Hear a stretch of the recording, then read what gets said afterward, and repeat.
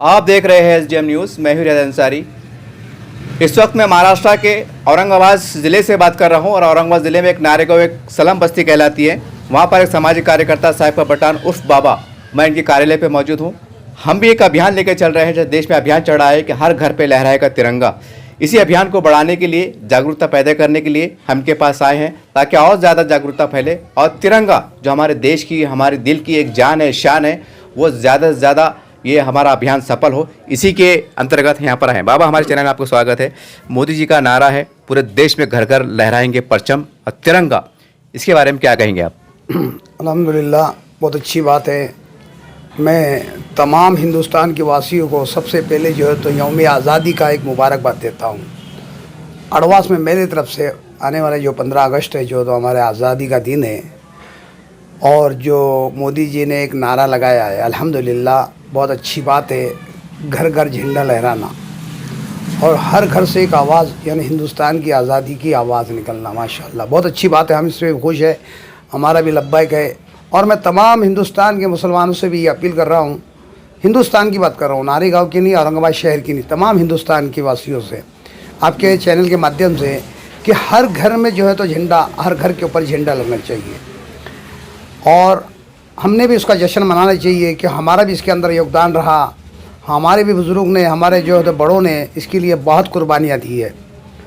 आज बड़े बड़े आज मिसाल देख लो, कहीं कैसे मिसाल है जो कि चांदनी चौक से लेके तो अपने दिल्ली के जो है तो लाल किले तक मुसलमानों के जो है तो कहीं कत्लेआम किया गया। कहीं उलमा इकराम ने इसके अंदर शहादत दी है, कहीं उलमा इकराम इसके सबसे आगे रहे, कहीं हमारे मुसलमान बादशाहों ने भी इसके अंदर बड़ी बड़ी कुर्बानी दी है, और कहीं कैसे मुसलमान है जो जिसने आज़ादी के लिए बढ़ चढ़ कर हिस्सा लिया है। तो इसलिए मैं तमाम मुसलमानों से कहूँगा कि हर घर में झंडा लगना चाहिए। ये हमारे मोदी जी का नारा है, हमारे पंतप्रधान है।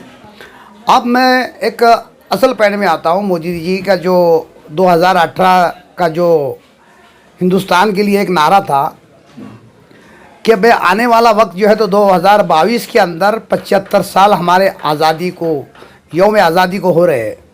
उन्होंने एक वादा बड़े अच्छे अंदाज से वादा किया था कि हर घर के अंदर हर नागरिक को एक पक्का घर बनेगा, एक मजबूत घर बनेगा। घर के अंदर जो है तो नल रहेगा और नल के अंदर जल रहेगा, एक मजबूती के अंदर, यानी अच्छे घर, पक्के मकान बनाने का आपने वादा किया था 2018 के अंदर। आज तकरीबन बोले तो 2018 जो है 3-4 साल का असरा है जो उन्होंने बात कही थी। तो आज मैं मोदी जी से पूछना चाहता हूँ, मोदी जी आज बताओ तुम पूरे हिंदुस्तान के अंदर कितने लोगों को पक्के घर है? कितने पक्के घर आप बता दीजिए। हिंदुस्तान के अंदर 135-130 करोड़ की आबादी है, और आज मैं हमारे यानी बेकारी की, यानी बेरोज़गारी कितने लोगों को है। आप जैसा आपने वादा किया था कि भाई हर घर में, यानी हर नागरिक को एक घर मिलेगा। अब मेरे एक थोड़ी सी एक रिश्तेदारी ले लो, यानी यहाँ भी नारेगांव के अंदर जो 15 से 20 घर रिश्तेदार है, जैसे तो बहुत 200-400-500 मेरे रिश्तेदार हैं यहाँ पे। लेकिन आज जो किराए से रहते हैं, जो मकान में जो 15-20 लोग हैं, आज इतना, मैं मेरी खुद की बात करूँगा, ऐसे तो लाखों लोग हिंदुस्तान के अंदर है। तो साहब जो आज ज़िंदगी, जैसा आपने कहा कि अब मैं पक्का घर होऊंगा और हर घर के ऊपर एक झंडा लहराएंगे। अब मुझे बताइए मोदी जी, आप जो स्टेशन के ऊपर जो फुटपाथ के ऊपर ज़िंदगी गुजार रहे हैं, वो भी हमारे हिंदुस्तान के नागरिक है, उन्होंने कहाँ झंडा लहराना चाहिए? अब बता दीजिए। बस स्टैंड के ऊपर है, मैं औरंगाबाद की नहीं बात कर रहा हूँ, पूरे हिंदुस्तान के रेलवे स्टेशन और बस स्टैंड का मायना ले लो। जो लाखों करोड़ों के तादाद के अंदर जो फुटपाथ के ऊपर ज़िंदगी अपनी भीख मांगकर ज़िंदगी गुजार रहे, जैसा आपने वादा किया था कि हर नागरिक को घर देंगे। लेकिन ये क्या है, ये नज़र आता है। देखो पूरी दुनिया देख लो, आज उसका पूरा जायज़ा ले लो। करोड़ों के तादाद के अंदर लोग जो है तो आज फुटपाथ के ऊपर ज़िंदगी गुजार रहे हैं। बाबा, एक सवाल ये भी आता है कि जैसा आपने बताया कि फुटपाथ पे है, लेकिन आज आपने ये हमारे पास देखते हैं, हम सलाम बस्तियों के अंदर भी जो तो हालात कुछ जैसे रास्तों का मसला है, पानी का मसला है, लाइट का मसला है, क्या इसके ऊपर भी कुछ आप प्रशासन को, सरकार से कोई अपील करेंगे इस खुशी के मौके पर? साहब, आप औरंगाबाद की बस्तियों में घूमते हैं, लेकिन किसी को, मैं पूरा हिंदुस्तान का ऐसा कौन सा जिला, कौन सा तालुका और कौन सा स्टेट नहीं है, मैं हिंदुस्तान के अंदर नहीं घुमाऊँगा। पूरे यानी पूरे स्टेट जितने भी हिंदुस्तान के अंदर बड़े बड़े जो शहरा है, बड़े बड़े तालुका है, तुम यहाँ की बात कर रहे हैं, यहाँ सलाम एरिया यानी झोपड़पट्टी जैसा है, यहाँ जो है तो हालात बेकार है साहब। मैंने ऐसे से बस्तियाँ देखा हूँ, ऐसी सी बस्तियाँ देखा हूँ, वहाँ चिराग भी नहीं जलता है, अंधेरे में ज़िंदगी गुजारते। ऐसे आदिवासी एरिया के अंदर मैं गया हूँ, कहीं मेरा जाना हुआ। हिंदुस्तान के अंदर मेरा बहुत से जगह सफ़र हुआ है, लेकिन मैं पूरे हिंदुस्तान का जायज़ा तुमको बता रहा हूँ। तो आप तो औरंगाबाद का जायज़ा लेते होंगे, लेकिन मैं हिंदुस्तान की बात कर रहा हूँ, जहाँ आज चिराग नहीं है, झोपड़े में ज़िंदगी गुजार रहे, जहाँ उनके यानी खस्ता हालात है। जैसा मोदी जी का नारा है, सबका साथ सबका विकास, सबके लिए जो है तो आज नागरिक के घर में यानी हर आदमी के जेब में खाते के अंदर 15 लाख रुपए यानी हर इसमें चले जाएगा। मेरे तो नहीं आया भाई, लेकिन आपके आया वो तो पता नहीं है, लेकिन मेरे तो खाते में 15 लाख रुपए अभी तक नहीं आए, 15 रुपये भी नहीं आए।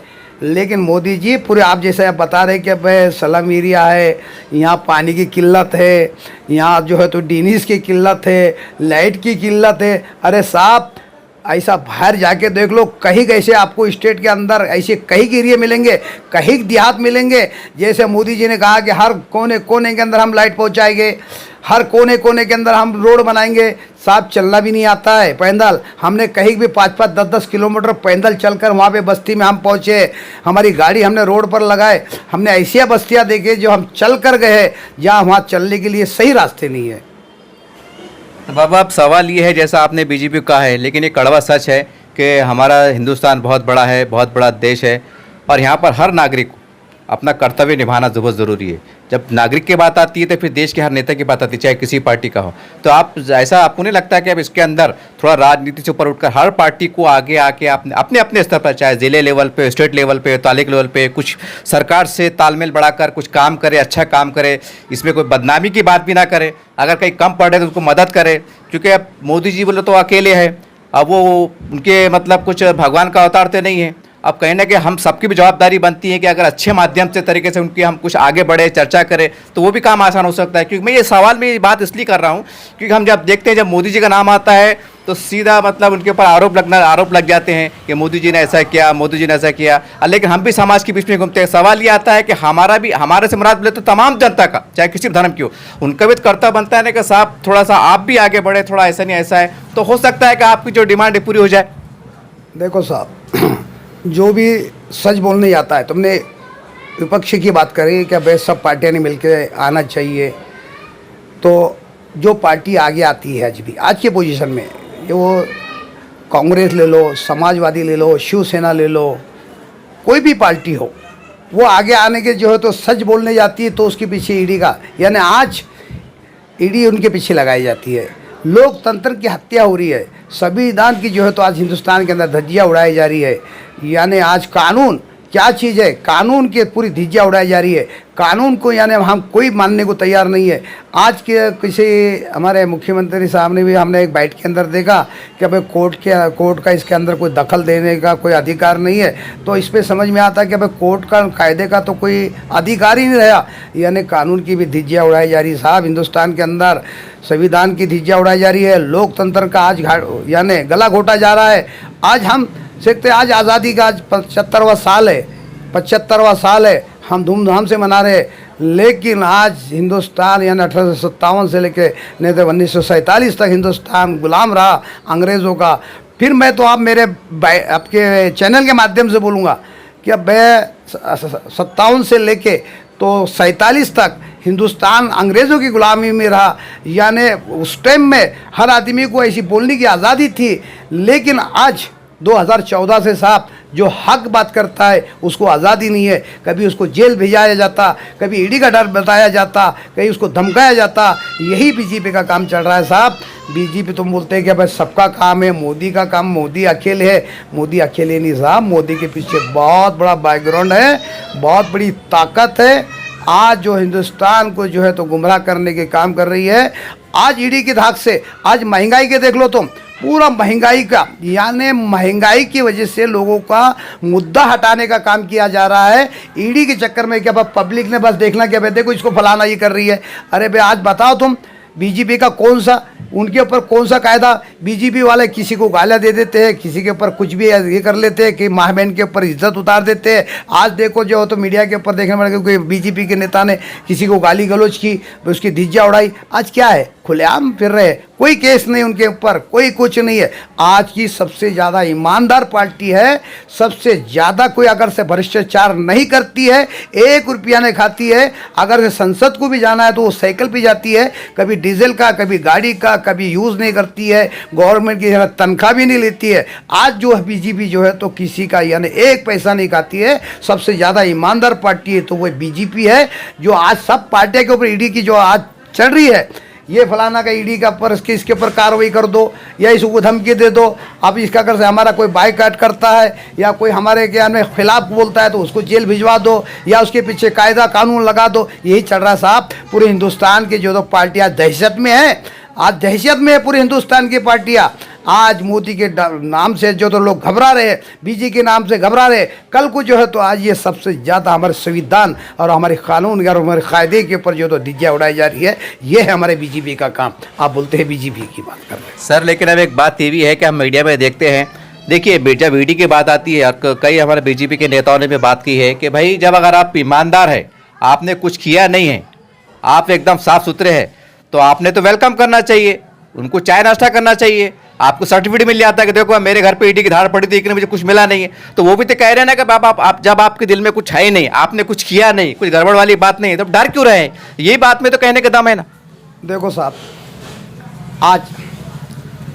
आज अडानी के ऊपर इतना कर्जा है, आज इतना कर्जा है।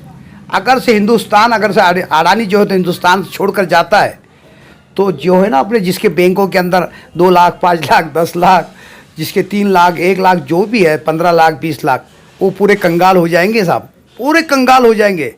जैसा आप बता रहे कि भाई बीजेपी का ये नहीं है, बस उसके ऊपर ये नहीं है, वो भ्रष्टाचार। कौन नहीं है भ्रष्टाचार? कौन सी ऐसी पार्टी दूध की धुली हुई है साहब?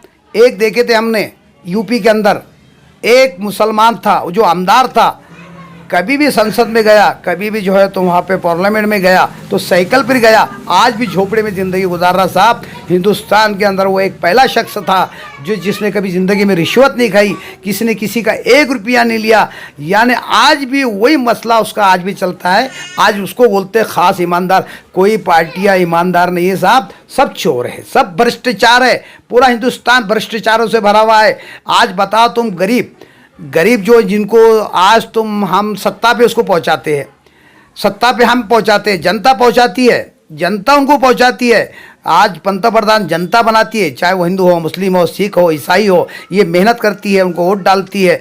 आज इनके बच्चे एसी में, और बड़े बड़े लंदन, अफ्रीका, जापान, इंग्लैंड, इनके बच्चे वहाँ तालीम हम हासिल करते हैं। और जो इनको जो है तो यानी इनको मुखंड बनाता है, आज उनके बच्चे जो है तो एक कारपोरेशन के स्कूल में तालीम हासिल करते हैं। तो ये कौन सा नया है, ये कौन था ये? हम तो चाहते, देखो भाई, अगर से मैं बड़ी बात तो नहीं करता हूँ, एक नगर सेवक, छोटी सी बात कर रहा हूँ, एक नगर सेवक बन गया तो मैं यहाँ सबको पूरा सम्मान, सबके साथ में, जिसको बोलते हैं ना सबका साथ सबका विकास, मैं करके बताऊंगा इंशाल्लाह नारेगांव के अंदर। इसको बोलते हैं सबका साथ, और ये एक मिसाल रहेंगे देश के अंदर, सबका साथ और सबका विकास किसको बोलते। आज मेरे बच्चे जा पढ़ेंगे, जो मेरे जो नाती पोती भी जा पढ़ेंगे, वहाँ गरीब का बच्चा वहाँ पढ़ेगा। मैं ये वादा करता हूँ नारेगांव के हद तक इंशाअल्लाह मैं बताऊंगा कि भाई कि वाकई में संविधान किसको बोलते, यानी सबका साथ सबका विकास किसको बोलते। आने वाला वक्त इंशाअल्लाह मैं ज़रूर बताऊंगा। बाबा, हमारा अभियान ये था कि घर का तिरंगा, हम इसका अभियान ले चल रहे हैं। आखिरी में खरी तो आपने कुछ अलग बात भी हो गई राजनीतिक तौर पर, लेकिन अब घर का झंडा लगे, इसके ऊपर आखिरी अपील क्या है तमाम देशवासियों से? देखो, मैं तो तमाम बिरादर इस्लाम, हमारे वतन के भाई, हिंदू, मुस्लिम, सिख, ईसाई, दलित, जितनी भी आज हिंदुस्तान के अंदर लोग हैं, हर जाति के लोग हैं, मैं उनसे फिर आखिरी में एक अपील करूंगा, हमारे सबसे ज़्यादा हमारे मुस्लिम भाई, क्योंकि हमारा मैसेज गवर्नमेंट सरकार को हिंदुस्तान का, यह तो यानी सबके अच्छा आला दर्जे का हमारा मैसेज जाना चाहिए क्या भाई इनकी जितनी कुर्बानी भी थी और जितनी इनका यानी बलिदान इन्होंने दिया था, आज भी हिंदुस्तान से वो इतनी मोहब्बत करते। फिर भी मैं एक अपील कर रहा हूँ पूरे दुनिया के लोगों से, हिंदुस्तान के लोगों से, कि उन्होंने हर घर में एक झंडा लगाना चाहिए। अब जब है उन्हें, जिसके बाद जैसा मैंने बोला फुटपाथ पे लोग है, कम से कम नहीं वो अपने घर पे लगा सकते तो कम से कम एक झंडा हाथ में लेकर जो है तो अपना हिंदुस्तानी रहने का जो तो एक गर्व हासिल करना चाहिए। वो जहाँ फुटपाथ पे सो रहे, ये मोदी जी को भी ये बात का एहसास हो कि मैंने एक वादा किया था, लेकिन आज ये झोपड़े में नहीं है, ये इनको खुद का झोपड़ा भी नहीं है, इनका खुद का घर भी नहीं है, लेकिन हमारे देश से मोहब्बत करते हैं, इसलिए उन्होंने अपने हाथ में झंडा पकड़ा है। ये मेरा आखिरी जो है तो एक हिंदुस्तान के लोगों को एक पैगाम है। इस तरह से आपने बाबा की बात को सुना और हमारे का अभियान चल रहा है कि आप चंद दिन बचे 15 अगस्त को, कि एक सोशल मीडिया के माध्यम से और ज़्यादा जागरूकता लाई जाए और हर घर के पर तिरंगा लहराए, वो झंडा लगे। ये हमारा अभियान है, हमारी मेन भाग ये है अभियान का मकसद। लेकिन बातों बातों में उन्होंने एक बात बहुत शानदार कही है, बहुत अच्छी कही है, बहुत कड़वी है लेकिन सच्ची है, कि आज हमारे पूरे देश में रेलवे स्टेशन पे, बस स्टैंड पे और सड़क के किनारे लाखों करोड़ों संख्या में फुटपाथ पे लोग रहते हैं, जो कपड़ा लगा के रहते हैं, जिनको आप घर नहीं कह सकते हैं। अब सवाल ये झंडा कैसे लगाना। देखिए बाबा ने उसका भी जो तो तोड़गा बता दिया कि हाथ में झंडा ले खड़े हो जाओ रोड के किनारे और बोलो कि हम भारत देश के वासी है। ये भी गर्व की बात है, अच्छी बात है, लेकिन इतना ज़रूर कहते हैं कि देखिए हमारा देश बहुत बड़ा है और हम किसी एक पार्टी के ऊपर कीचड़ उछालना, राजनीति करना, ये सही बात नहीं है। अब देश बदल रहा है, हम 75 साल में दाखिल हो रहे हैं, तो इस देश के सुनहरी अवसर पर तमाम पार्टियाँ एक संकल्प ले, तमाम पार्टियाँ, पूरे देश की पार्टियाँ, कि हमारे राज्य में, हमारे स्टेट में, हमारे ताल्लुके में, हमारे गांव में, हमारे सलाम बस्ती में कोई बेघर न रहे, कोई बेघर न रहे। इसके लिए आप सेंट्रल गवर्नमेंट से, बीजेपी से बहुत खुल के हम तालमेल करके काम करें, राजनीति भी करें लेकिन विकास का काम भी करें। तो यकीन मानिए हम कह सकते हैं कि फिर आने वाला जो 15 अगस्त है, बार बार जो 15 अगस्त आएगा और लोगों के अंदर एक गर्व पैदा होगा कि हम ऐसे देश में रहते हैं कि जहाँ तमाम पार्टियाँ एकजुट होकर गरीबों को कल्याण के लिए आगे आती हैं। यकीन मानिए अगर ये काम अगर आप करते हैं तो सही मानो आप देश की सेवा करते हैं। राजनीति तो होती रहेंगी, राजनीति करिए आप, लेकिन साथ साथ में हर पार्टी जहाँ पर अगर जैसा मोदी जी अभियान चला रहे, ये खुद का घर हो, तो ये इसके लिए ज़रूरी है कि जो विरोधी पार्टियाँ पक्ष हैं, जो जहाँ के आमदार होते हैं, खासदार होते हैं, ये उनका भी कर्तव्य बनता है कि वो कोई अड़े अड़चन ना लाए। कभी कभी क्या होता है कि उनका नाम हो जाएगा तो ये अड़चन पैदा करते हैं, या हमारा नाम हो जाएगा, ये कड़वा सच है, यही होता है। लेकिन मैं आपसे तमाम से एक नागरिक होने के नाते, एक जागरूक पत्रकार होने के नाते आप सब तमाम देश के नेताओं से गुजारिश करता हूँ कि गरीबों के कल्याण की जब बात आती है तो आप एक जगह आइए। ये आज बहुत महत्वपूर्ण बात है। हमारा देश 75 साल में दाखिल हो रहा है और आने वाले अगर हमारे 25 साल जब 100 साल होंगे तो ये सुनहरा, हम चाहे हम रहे ना रहे, लेकिन पूरा देश ये देखे कि कोई बेघर नहीं है, कोई गरीब नहीं है, कोई बेरोजगार नहीं है। तो उम्मीद करते हैं कि अब नए उसके साथ नए स्वरूप में आप आगे बढ़ें और मिलजुल कर हमारे देश को हम कैसा आगे बढ़ा सकते हैं इसका प्रयास